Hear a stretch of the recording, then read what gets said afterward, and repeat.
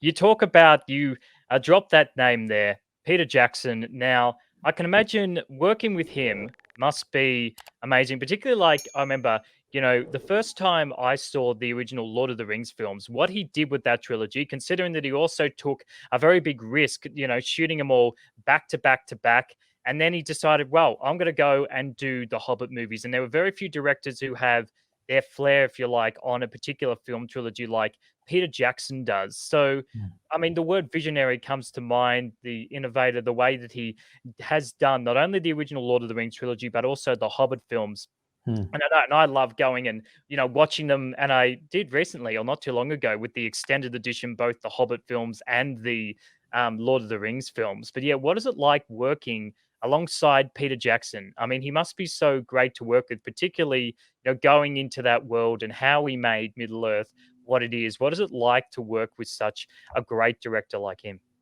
Yeah, like he's like he's a genius, and the fact that with everything that held up the production, like he was very ill at one stage that delayed it. There was the delay with there was a big hoo-ha with the unions, and of course MGM, the studios were going bust, and they were the distributors. So there's a lot going on before it got greenlit. So he was behind like the whole time, and they were playing catch up. And I don't think anyone could have done it because he'd been there before, right? And there's a lot going on in his head. And I guess in a big production like that, especially with Peter, there's a lot of other assistant directors and a lot of people you can find stuff out. For us, it was kind of, well, for me anyway, it was like kind of pick the moments when you talk to him because he's so busy.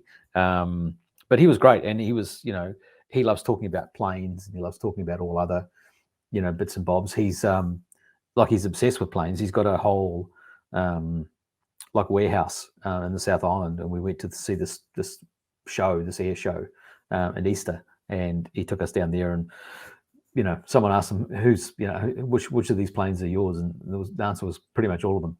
So he kind of funds that as well. So that's his other passion.